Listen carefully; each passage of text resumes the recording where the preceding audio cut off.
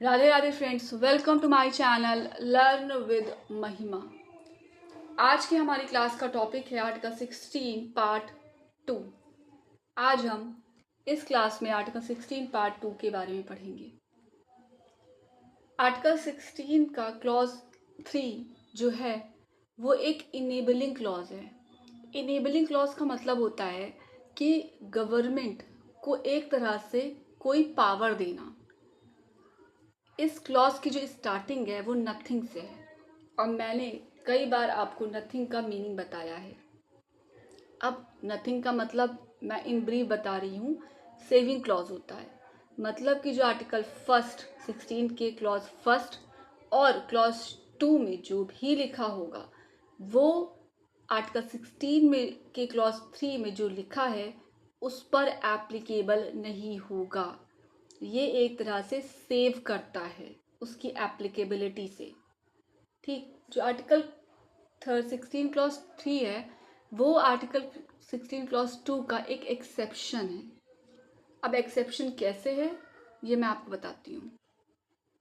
Article 16 clause 3 जो है वो एक्सेप्शन इसलिए है क्योंकि वो रेसिडेंस के बेस पर डिस्क्रिमिनेशन कर रहा है। मैंने आपको पिछली क्लास में आर्टिकल 16 क्लॉज 2 पढ़ाया था और उसमें क्या बात कही थी कि रेसिडेंस के बेस पर भी डिस्क्रिमिनेशन नहीं कर सकते हैं, बट आर्टिकल 16 क्लॉज 3 रेसिडेंस के बेस पर डिस्क्रिमिनेशन करने के लिए पार्लियामेंट को अलाउ कर रहा है। एक्चुअली इसका जो पर्पस होता है वो अच्छा ही होता है, मतलब एक तरह से देखा जाए तो लोकल पॉपुलेशन को प्रमोट करना इस तरह से होता है। आपने कई बार डोमिसाइल के बारे में तो सुना होगा। बहुत सारे स्टेट जब भी कोई जॉब निकालते हैं तो उसमें ये कंडीशन रख देते हैं कि आप बिहार की डोमिसाइल होनी चाहिए आपके पास, या यूपी, या मतलब किसी भी स्टेट में आपकी जॉब निकलती है तो उसमें अगर ये कंडीशन लिखी है कि डोमिसाइल होना ज़रूरी है तो डोमिसाइल जिनके पास होगा वही फिल कर सकते हैं वो फॉर्म, और तो कर नहीं पाएंगे। तो ये कहीं ना कहीं तो आर्टिकल 16 क्लॉज 2 का वायलेशन है ना। इसीलिए ये जो आर्टिकल 16 क्लॉज 3 है ये एक्सेप्शन है, अपवाद है। ठीक है, तो यहाँ पर अलाउ होता है। ये जो क्लॉज है वो पार्लियामेंट को पावर देता है कि स्टेट में कुछ पोस्ट रिजर्व कर दी जाएं और उन पोस्ट को सिर्फ और सिर्फ जो वहाँ पे रहने वाले लोग हैं उन्हीं को ही दिया जाए।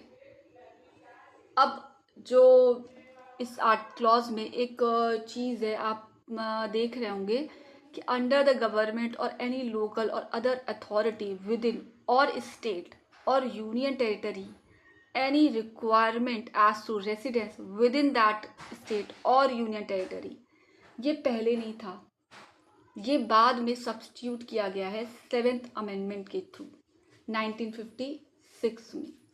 अब बात आती है कि जो पार्लियामेंट है उसने एक लॉ आर्टिकल 16 क्लॉज 3 को एक्सरसाइज करके बनाया था। अब वो लॉ कौन सा था?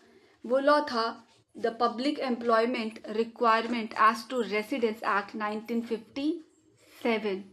इस लॉ में रेसिडेंस के बेस पर डिस्क्रिमिनेशन किया गया था, बट जो डिस्क्रिमिनेशन किया जाता है वो रीजनेबल, जस्ट एंड फेयर होना चाहिए। सिर्फ और सिर्फ उसका पर्पस होता है प्रमोट करना। मैंने आपको पहले एक बात बताई थी पिछली क्लास में कि जो आर्टिकल 16 है उसका बेस क्या है? Doctrine of social justice. और सोशल जस्टिस को प्रमोट करने के लिए गवर्नमेंट को कुछ तो करना ही पड़ेगा, तो वही ये एक तरीका है सोशल जस्टिस को प्रमोट करने का। मुझसे जुड़े रहने के लिए please do and subscribe my channel learn with Mahima. Thank you so much.